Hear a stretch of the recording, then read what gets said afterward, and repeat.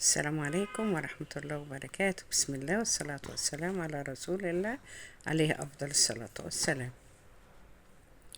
دايما الأم وحنان الأم ده ما فيش كلام فيه للأسف.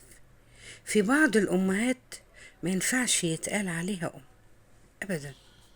لما الواحدة تتطلق وتعرف إن طليقها اتجوز، تروح مطلعة النار اللي فيها في ولادها. العيال دول ذنبهم ايه؟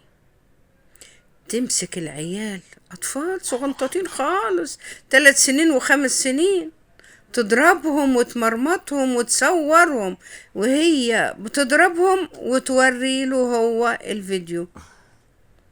طب نفسي أفهم، هي دلوقتي بتعذبه بأنها بتعذب ولاده. طب هم ولاده، هم مش ولادك انت كمان؟ ده انت اللي شلتيهم في بطنك 9 اشهر ورضعتيهم على الاقل سنة او سنة ونص.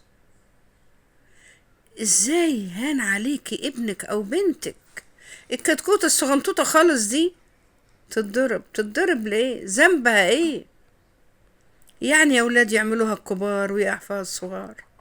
الأطفال دي ذنبها إيه؟ حسبي الله ونعم الوكيل.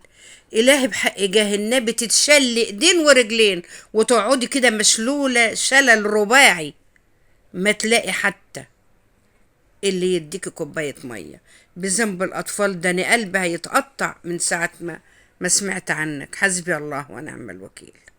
روح يا بعيدة. لا حول ولا قوة إلا بالله.